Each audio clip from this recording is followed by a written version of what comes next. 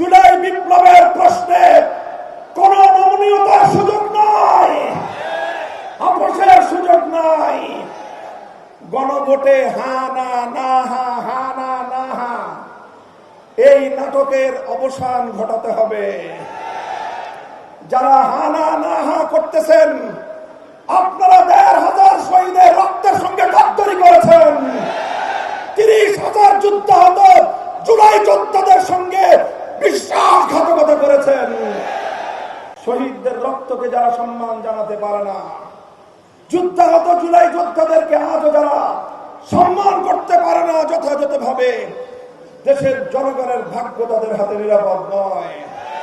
তাই গণভোটে নির্ভীক চিত্তে, অকুণ্ঠ চিত্তে, স্বতঃস্ফূর্তভাবে গোটা বাংলাকে হ্যাঁ বেরো নিরঙ্কুশ ভাবে বিজয়ী করতে হবে ইনশাআল্লাহ।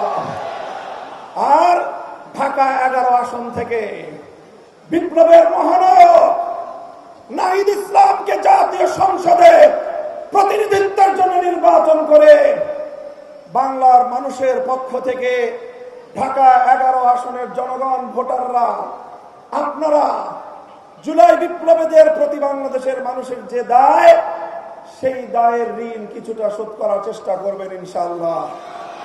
আমি যদি ঢাকা 11 আসনের ভোটার হতাম, শাপলাকলিতে নাহিদ ইসলামকে আমি ভোট দিতাম। আপনারা যারা ভোটার আছেন, এটা আপনাদের পবিত্র আমানতের দায়িত্ব। বিপ্লবের সঙ্গে গাদ্দারি করবেন না।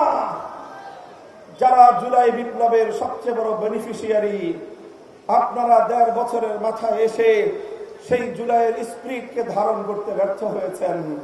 এটা আপনাদের রাজনীতির ইতিহাসের চরম ব্যর্থতা, কলঙ্কজনক অধ্যায়। ইনশাআল্লাহ আগামী 12ই ফেব্রুয়ারি 11 আসনে